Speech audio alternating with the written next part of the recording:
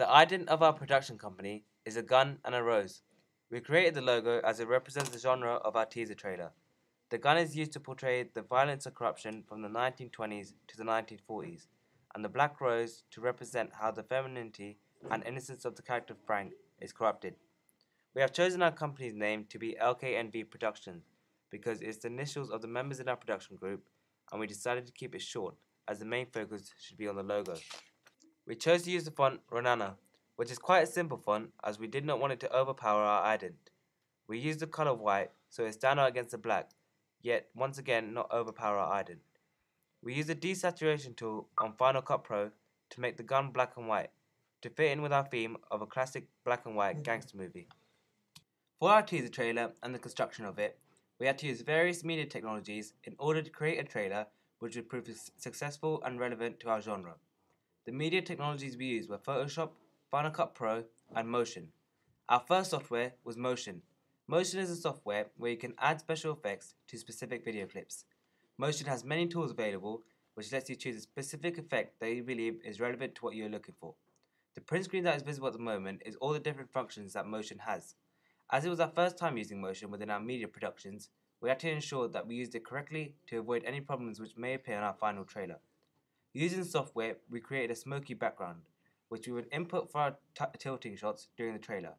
We needed this to be perfect as it would be one of the main focuses throughout the trailer. Final Cut Pro is a software which allows you to edit all video clips using specific functions which the software offers. Linking our technologies together, we imported the smoky background from Motion to Final Cut Pro so we could use that for the background of our tilt. Once we had imported the background, we needed to insert our tilt shots and then edit the motion background to see if it looked appropriate, which we thought it was. The image you can see is a timeline of our clips on Final Cut Pro, which we had to synchronize and edit using tools such as Razor Blade tool and toggle clip overlays. The Razor Blade tool is used to cut clips apart and edit them according to what you need. Toggle clip overlays edits any sound clips which have been imported to blend in with our clips. We used these tools within our trailer as we needed music to create a diegetic sound to relate to our genre. This is our final clip when linking Motion and Final Cut Pro for our tilt scene. As you can see, using careful editing, we believe we have created a suitable background for our tilt shots, which is beneficial to the rest of the trailer. Photoshop is similar to Final Cut Pro.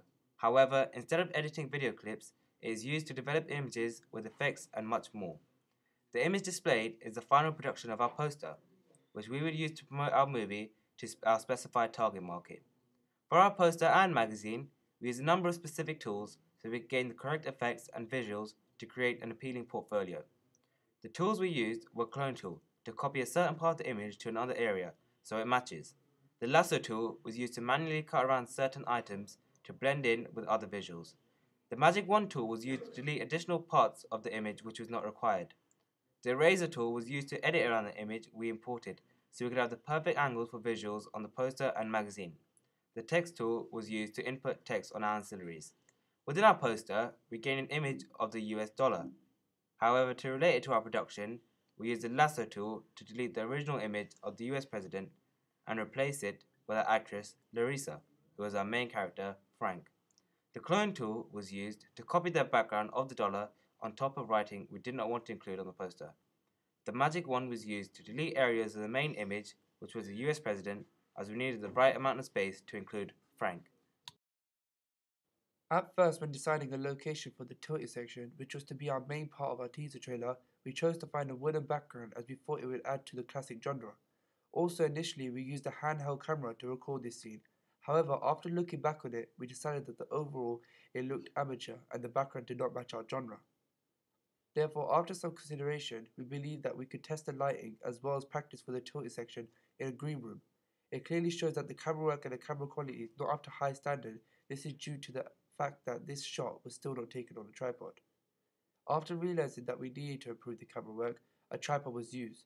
This is the shot used in the actual teaser trailer Frank. The quality is clearer because of the use of 3-point lighting, and the tilt was much smoother because of the use of a tripod, and we avoided stopping suddenly unlike the tester shots.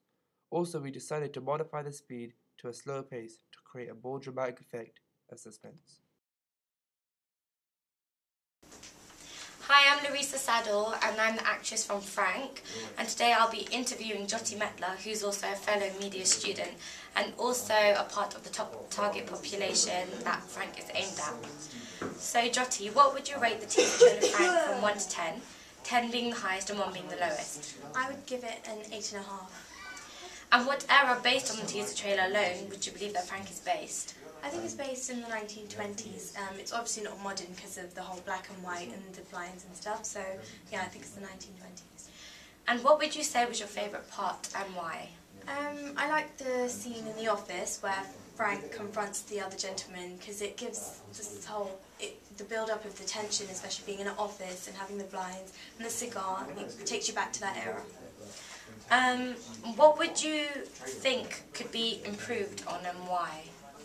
I think that as the teaser trailer starts off with the mysteriousness and the slow pace, I think that gradually it could speed up, possibly to build up a bit more tension.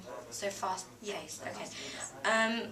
If this were a professional teaser trailer, would you consider watching the film when it comes out and why? Yes, I would go and watch this because I personally am a fan of gangster movies and stuff, and I think that sort of audience would I think the teaser trailer really brings it together.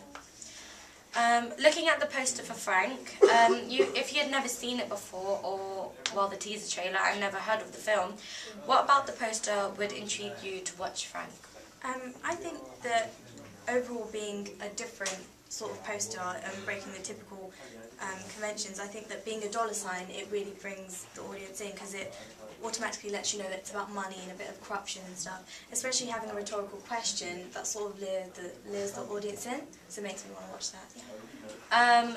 Now looking at the magazine cover, once again on a scale of 1 to 10, what would you rate it, 10 being highest, 1 being lowest? How would you rate the magazine based on the realism in comparison to professional magazine covers? I would rate it a 7. I would think that it has the main features of a normal magazine cover, like such as the big fonts, and I think that it works really well as a sort of magazine cover, with especially having the title in big green font. I think it's really good. Why do you think we've used this picture as the front cover?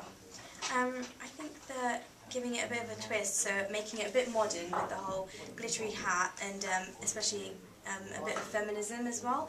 And I think that using the large image really brings the audience in, makes them think, rather than having a normal male-dominating character, having a female character. And finally, how far do you believe that the ancillary text, the poster and the magazine relate to the teaser trailer, and can you please answer specifically? I think that having the colour theme of green goes really well because it relates it back to the money and corruption as well, and especially using the props are really used well because things like the femme fatale, the hat and the suits and the guns, the props are really used well to bring it all together. Okay, thank you for your time, Jyoti Metla. Thank you.